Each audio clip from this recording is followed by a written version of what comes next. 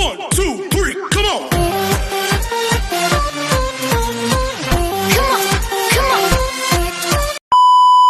Hello beautiful people! Welcome back to my channel. This is your Mama Sam. Hola mga amigo, amiga, kumare at kumpare. Kamusta kayong lahat? Sana lahat po kayo ay okay at safe ngayong araw na ito. At syempre, kung ako naman ang tatanungin nyo, nakikita naman ninyo ang beauty ng Mama Sam ninyo, fresh overload pa rin, di ba? Ganyan talaga kapag umiinom ka ng maraming vitamin C plus kumakain ka ng maraming banana. Dahil sa banana, mas nakakaloka ang kagandahan ng Mama Sam ninyo. Charot! So, kamusta naman kayong lahat? Sana lahat kayo ay okay na okay ngayong araw ng Tuesday. So, happy Tuesday sa atin lahat ng bonggang-bongga. At bukas nga ay Wednesday na. So, ang bilis ng araw, no? Nakakaloka kung iisipin mo. Kahit ako nawiwindang ako sa bilis ng araw dahil nakakaloka siya. Oo, ganong kabilis. Anyway, so masaya naman ako ngayong araw na to dahil, ayun nga, Diyos ko, nagpa-follow up uli ng masahe itong si PE teacher sa akin kanina. So, syempre, natuwa naman ako kasi ibig sabihin lang nun, nagustuhan niya yung masahe ko. Diba? So, yan! Kaya naman ang lola mo, Diyos ko, ang haba ng hair, ang ganda-ganda. So, syempre, yung tinawag niya ako kanina, sabi niya, masahin mo nga uli yung likod ko. Ako naman, syempre, ginalingan ko pa ng bonggang-bongga para hanap-hanapin niya. Akala ko nga parang gusto niya pa uli magpamasahe yung bago ako umuwi. Parang sabi ko, nako, tama na yun para at least, di ba, nakatatak sa utak niya yung aking mga yung ng palad ko, yung ganon ang bongga.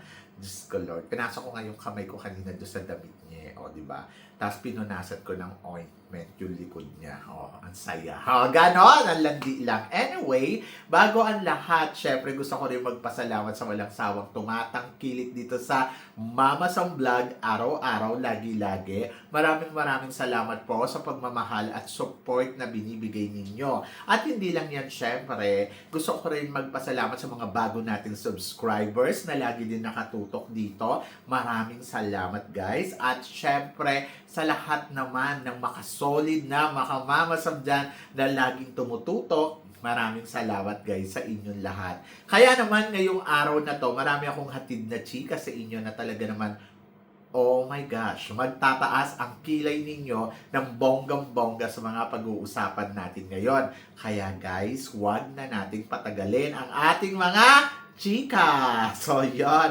Marami tayong chika ngayon. Ito na, para sa una nating chika.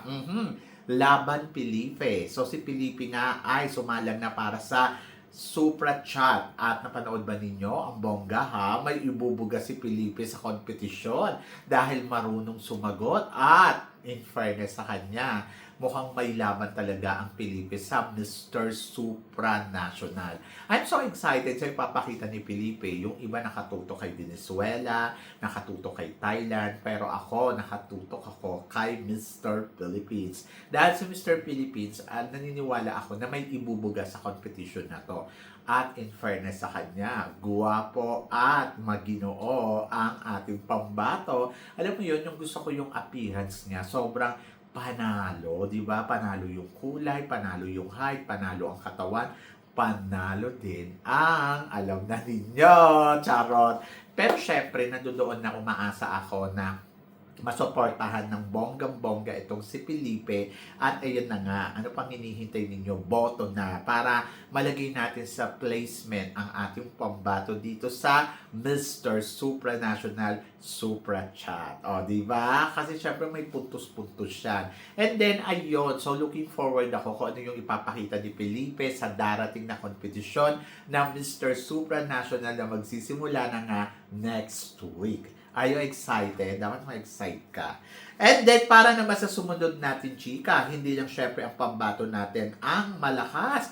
Dahil kahit ang pambato natin sa Miss Supranational ay lumalaban ngayon nga ay sa Supra Influence, top 5 na, nasa top 3 na ang ating pambato. Pangatlo na si Philippines, si Miss Philippines na si syempre, Katrina Ligado. So, paano boboto? Sa amin ganun, pag nag-subscribe daw kayo, 5 points. And then, pag nag-like and watch, 1 point. And then, comment, syempre. And then, ilagay ninyo yung mga hashtag. So, huwag nyo kakalimutan na maglagay ng hashtag. Ayun, 1 point. So, boto lang. So, libre naman to guys. I-ano na natin, i-push na natin yung bonggang-bongga. So, kaya natin mag-number 1. Sa ngayon, ang namumuna ay ang Indonesia. Syempre, pangatlo tayo. Kaya guys, bumoto lang ng bumoto. O, di ba? Sabing gano'n si Indonesia talaga ay nako lumalaban ng bonggang-bongga dito sa Miss Supranational. Alam nyo guys, syempre competition to, it's a game. So, bawat bansa may kanya-kanyang laro. So, syempre, kung sila, goal nila manalo, goal din natin manalo, di ba? So, kung sila, naniniwala sila na kaya nilang manalo, dapat maniwala din tayo sa pambato natin na kaya din natin manalo.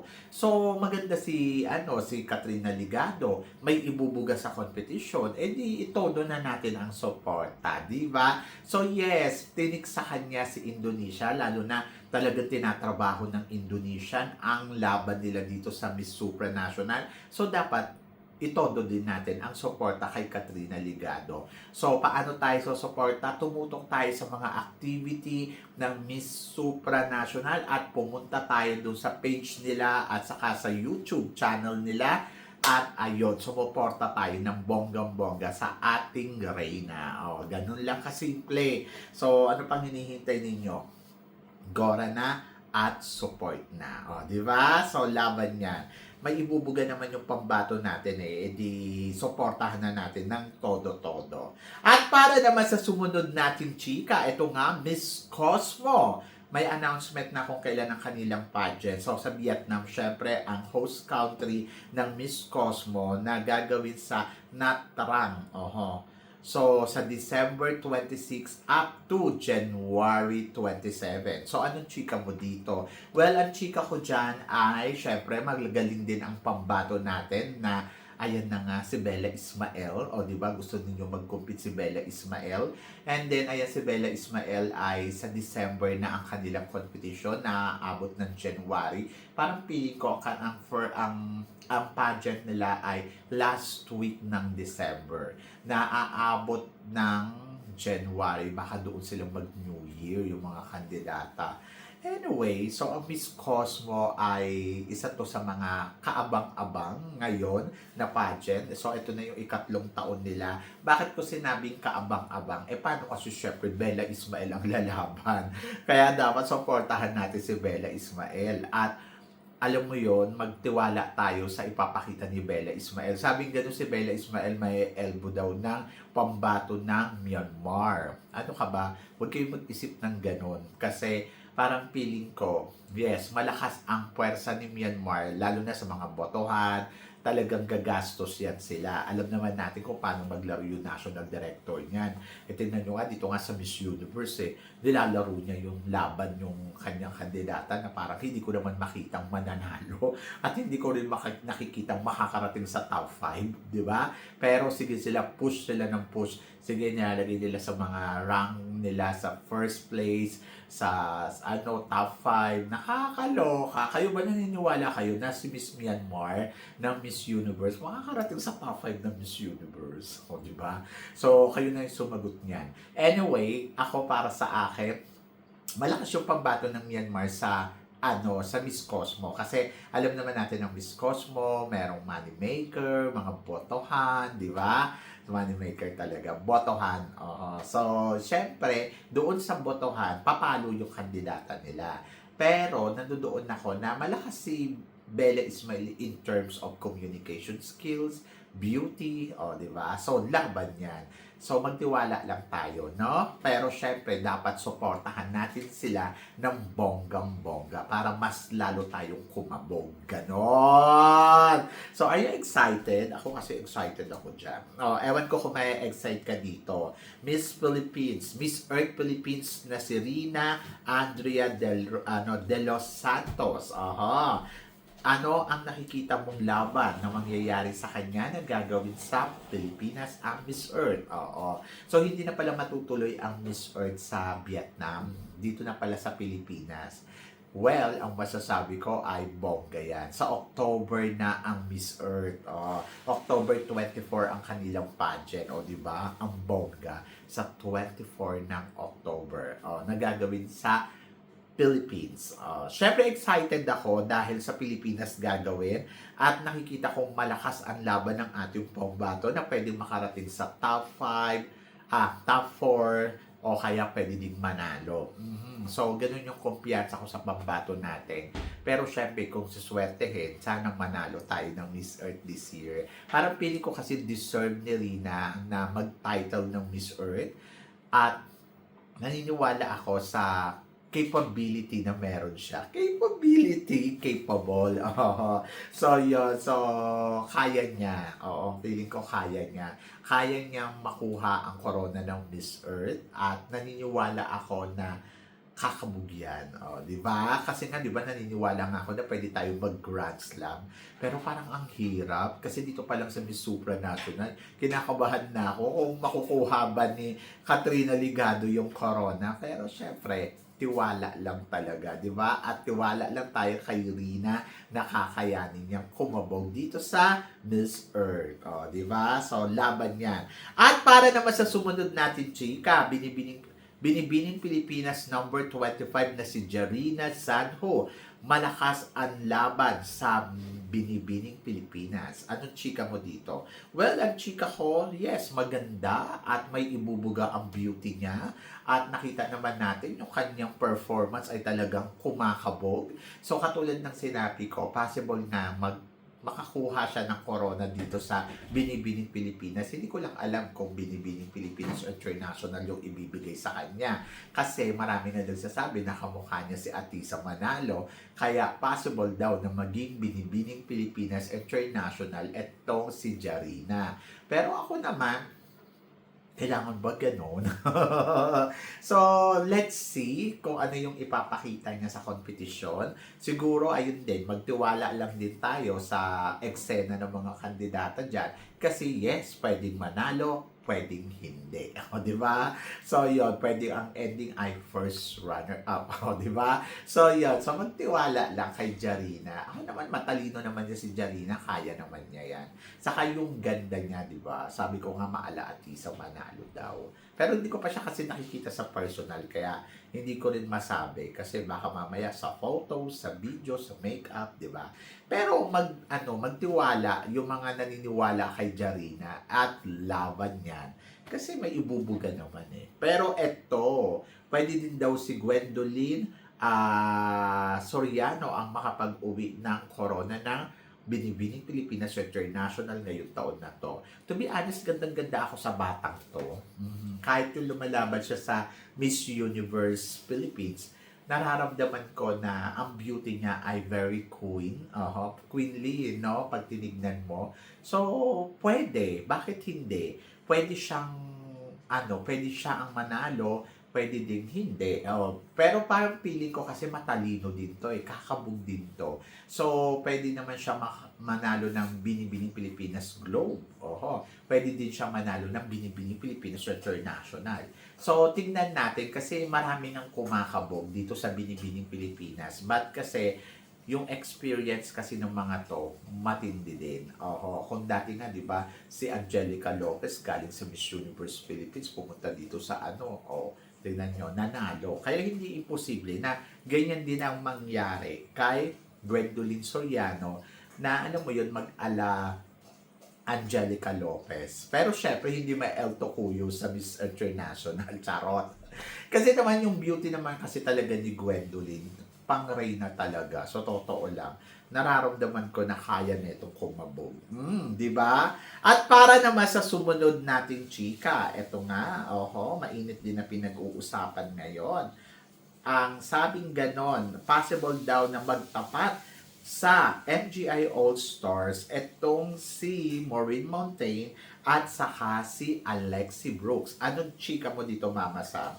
Well, ang chika ko dyan ay ayan na nga ang pumutok na balita yesterday na si Maureen Montaigne ay magjo-join sa sa MGI All-Stars. Pero hindi siya magjo-join sa Reyna Pilipinas, hindi siya direct doon. So sa another kampo siya, camp, sa another group. Kay Joss yata siya, tapos si Joss ay direct na doon sa FGI All-Star. So si Joss, wala siyang national pageant. Kumbaga parang, kung iisipin mo, ay ang bongga kasi wala nang lalabanan ng national pageant. Kumbaga, appointee na siya. So, ayun yung gusto ko. Kasi di ba parang reyna na sila eh. Oho, bakit pa sila magkukumpit? So, ngayon, si Alexi Brooks, matunog din na pinag-uusapan, nasasali daw dito sa Reyna Pilipinas. Pero hindi ko lang alam kung sure talaga to. Pero nandoon ako sa part na parang, kaabang-abang, di ba? So, kaabang-abang kasi parang, kung titignan mo, pwede din naman talaga. So, may ibubuga din ang Alexi Brooks. Huwag mong isnabin ang kakayahan niya na kumabog dito sa Reyna Pilipinas kung sakali man. For sure, panalo na to. Diba? Parang formality na lang yan ang paglalabanan nila. Pero, tingnan natin. Kung makikita nga ba talaga natin si Alexi Brooks, kung siya nga ba ang isa sa mga magiging kandidata na i-announce this coming July 13, and then, so tingnan natin kung matutuloy din itong si Maureen Montaigne, dahil alam nyo naman si Maureen Montaigne, sala sa init, sala sa lamig din. Minsan, yes, papalo, minsan, uurong, di ba? Kasi di ba ganun yung mga nangyayari, naririnig natin, sasali daw sa ganito, tapos bukas makalawa, hindi. So, hanggat hindi sila tumutungtong doon sa competition, sa international, so, possibility pa na mabago ang desisyon nila. So, depende sa sitwasyon, depende sa magiging desisyon ng mga kandidatang to. Kung gusto talaga nilang sumali. So, hindi pa naman na-announce na official candidate si Alexi Brooks sa Reyna Pilipinas. So, ibig sabihin, hindi pa rin sigurado. Pero kung pupunta, di bongga, di ba? So, yun. So, laban at magtiwala. Ganon. So, excited ako dahil, okay. So, at least, di ba, bongga. Yon. At para naman sa sumunod na chika, Myanmar, Puerto Rico, Philippines sa Miss Universe early favorite. Pero, ang sabi ng iba, hype lang daw sila. To be honest, yes. Nararamdaman ko na hinahype lang naman talaga itong si Myanmar. Galit na galit kay Myanmar, no? Parang may nagawa si Myanmar. Walang ganon. Pero kasi, alam nyo guys, wala naman akong problema kung si Myanmar ay pumalo ng bonggang-bongga sa Miss Universe, di ba? Kung makakarating siya sa top 30, kung makakarating siya sa top 5, okay sa akin yun. At least, di ba, napansin ang galing, napansin ang beauty. Pero kasi, nandoon din ako sa part na, ang tanong ko, makaabot nga ba talaga? Kasi sa part na yan, hindi ako naniniwala. Siguro, naniniwala akong malakas siya, pero nandoon ako sa part na parang, okay, so malakas siya, possible na mag-top 30. Kasi di ba bihira, hindi pa sila nakakapasok sa top 30. So, ngayon, kung malakas yung kandidata, di makakarating sa top 30. Ganon! Di ba? So, pero yung top 5, kalokohan yan. Ang dami-daming kandidata na magaganda at bongga. Alam mo yun, andyo dyan si Mrs. Spain. So, kaya niyang gibain si Mrs. Spain ng ganun-ganun lang, si Netherlands, di ba? So, ano yun? Papadaanin lang ng ganun-ganun lang. So, hindi ganun kadali. Pero, malaking hamon to para kay Myanmar. Hindi sa sinasabi kong ayoko. Sinasabi ko, imposible. Pero, nandoon ako na kung ano yung ipapakita nila, ayun, possible. Di ba? So, yun. So, let's see. Ganon. And then, ito naman si Puerto Rico, isa pa din yan. na parang sabi, gano'n siya daw ang mananalong Miss Universe ngayong taon na to. Parang hindi ko makita. Kasi parang feeling ko, una, nanay siya. So, hindi ko alam kung ang Miss Universe ba ay willing na ba sila magpanalo ng nanay. So, hindi na siya Miss. Mrs. Universe na siya. Di ba? Pag nangyari yon. And then, pangalawa, syempre Puerto Rico yung competition, natural. Sabihin nilang malakas yung kandidata nila at sabihin nilang mananalo. Pero ang tingin ko dyan, possible yan makarating sa top 5. Ayan sa Puerto Rico, naniniwala ako na kaya niyang makarating sa top 5. More than kay Myanmar.